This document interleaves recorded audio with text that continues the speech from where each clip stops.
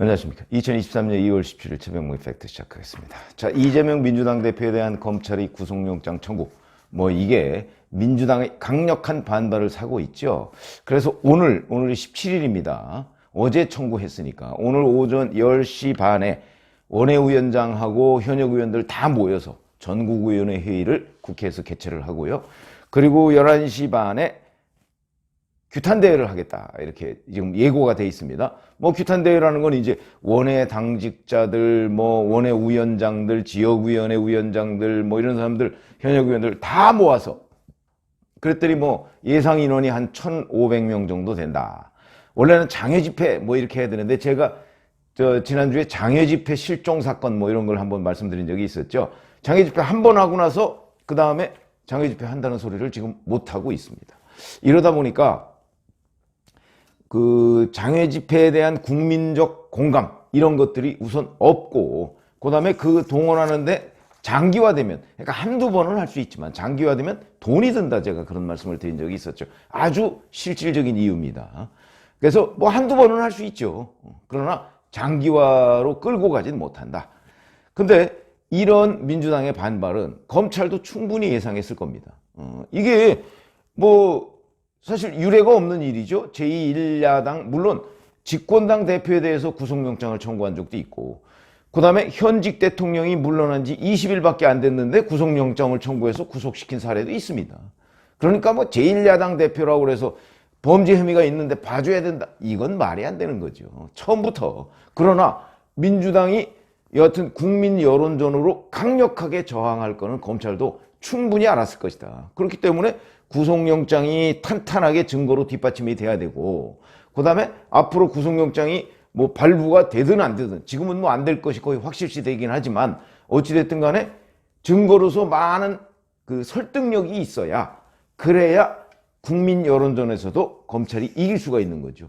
지금 이재명 대표가 대항할 수 있는 수단은 국민 여론전밖에 없다. 그렇기 때문에 여론 이런 거 규탄대회 이런 걸로 지금 법률적인 대응이 아닙니다. 정치적 대응입니다. 그러다 보니까 검찰도 이 사건의 핵심이 뭐다 하는 거를 구속영장에 굉장히 상세하게 표현해 놨다. 그래서 제가 이걸 왜 그러느냐, 결국은 이재명 대표가 국민 여론전을 하는데 그 여론전에 대한 일반 국민들의 그 동의, 이걸 줄이려고 하는 거죠. 힘 빼기입니다. 힘 빼기. 어차피 지금은 검찰과 이재명 대표 간의 힘겨루기 아닙니까? 그런데 검찰은 공권력에 의해서 제도적 뒷받침을 받고 있는 기관이고, 이재명 대표는 공권력에 의해서 무슨 제1야당 대표라고 해서 이렇게 봐줘야 됩니다, 이런 거 없습니다. 똑같습니다. 그러니까 지금 이 게임의 균형이 맞지 않을 뿐이지 어쨌든 양쪽 간에 게임은 이루어지고 있는 겁니다. 만약에 이재명 대표의 여론전이 성공하면 검찰이 오히려 궁지에 몰릴 가능성이 있죠. 아무리 법률적으로 정당해도 국민의 예를 들어서 한 70%가 저건 보복이야 라고 하면 그거 밀고 나가기가 쉽지가 않습니다. 그렇기 때문에 검찰이 이재명 대표의 반발을 충분히 예상하고 힘을 빼려면 국민 여론전에서도 우위에 서야 된다. 그 첫 번째는 증거지만 두 번째는 구속영장이나 이런 데에 있는 이 성격 규정을 어떻게 하느냐, 이거하고 연관이 있습니다. 그래서 오늘 아침 중앙일보가 구속영장 자체를 입수해서 이제 표현을 쭉 썼는데 그 표현이 아주 굉장히 설득력 있고 이재명 대표의 힘 빼기에 가깝다. 왜냐하면 완전히 지역 토착 비리로 규정을 했거든요. 이렇게 돼 있습니다. 불법 수익의 규모만 해도 유례를 찾기 힘들 정도로 중대한 범죄다. 4,800억 원대 배임액은 2015년과 2020년 성남시 연간 평균 예산 약 3조 원의 16%에 해당하는 손실을 초래한 것으로 매우 심각하다. 그러니까 계속 성남시하고 연결시킨 겁니다. 왜냐하면 이게 성남시장 때의 일이거든요. 피의자가 이재명 대표죠. 정진상 등 측근 그룹과 성남시장으로서 지위와 권한을 이용해 공적 조직을 동원해 계획적으로 저지른 것으로 10여 년 이상의 장기간에 걸쳐 저지른 범행이다. 성남시에 위임된 자치권한을 주민 등 공공복리가 아닌 피의자와 측근들, 사적 편의를 제공하는 민간업자들의 이익을 위해서 오용 또는 남용했다. 지방자치 권력을 사유화한 시정농단 사건이다. 시정농단. 박근혜 전 대통령의 국정농단에 비유해서 이거를 시정농단 사건으로 규정을 한 겁니다. 그 다음에 인허가 장사라는 표현도 썼습니다. 피의자는 시민들로부터 위임받은 인허가권을 흥정의 대상으로 전락시켰다. 이게 바로 성남FC 후원금 의혹 아닙니까? 범행이 정당한 것처럼 보이기 위해 공공환수 또는 주민들을 위한 시민구장 운영과 같은 외관을 형성해 주민들을 기망했다. 내로남불, 아시타비의 전형이다. 아시, 나는 옳고 타비, 다른 사람은 틀렸다. 이런 거의 전형이다. 수사 과정에서 보여준 피의자 태도는 진실에 기초해 자신의 억울함을 주장하는 게 아니라 사법의 영역을 정치화해서 자신의 법률상 책임을 면하고자 하는 것에 지나지 않는다. 사실 이런 부분은 굳이 구속영장에 청구할 필요도 없습니다. 무슨 사법을 국민 여론전에 기대서 검찰의 영장 청구에 맞선다. 이게 영장 청구의 이유가 될 수는 없습니다. 그럼에도 검찰이 왜 이런 부분을 넣었을까? 저는 국민들의 정서적 공감에 저는 호소하고 있는 것으로 봅니다. 그러니까 검찰도 이재명 대표의 국민 여론전 이 반격을 상당히 의식하고 구속영장을 썼구나 하는 것을 여기서 짐작할 수 있게 하는 대목이다. 또 이런 것까지 나와 있습니다. 이거는 오랫동안 이루어진 인허가 장사이기 때문에 징역 11년 이상의 형이 선고돼야 할 범죄다. 이렇게 얘기했고요. 피의자의 이익을 위해 저질러진 범죄라는 점에서 공범 중 책임의 정도가 가장 중하고 피의자가 허위 진술로 일관하면서 개전의 정이 전혀 없다. 처단형은 이제 징역 몇 년 이렇게 처단한다는 뜻이죠. 처단형은 징역 11년형을 훨씬 상회해 선고될 것임이 명백한 바, 그로 인해 피해자가 형사사법 절차를 회피할 우려가 있다. 증거인멸, 뭐 도주 우려야 없다고 우리가 얘기를 할 수 있겠지만 증거인멸의 가능성을 여기서 그러니까 구속해달라. 이런 거를 구속영장 청구서에 쓰고 있는 겁니다. 근데 어제 이원석 검찰총장도 별도의 입장문을 냈죠. 여기도 보면 검찰의 그런 고민들, 무슨 얘기냐면 국민 여론전으로 대항하는 이재명 대표의 힘을 어떻게 뺄 것인가, 그러니까 동력을 약화시킬 것인가 하는 부분을 고민하는 흔적이 역력합니다. 대장동 개발 사업은 매우 중대한 지역 토착 비리라고 얘기를 해요. 지역 토착 비리. 이게 무슨 제1야당인 이재명 대표, 제1야당의 대표인 이재명 대표를 겨냥해서 수사, 이게 아니다. 지역 토착 비리다. 성남시의 일이다.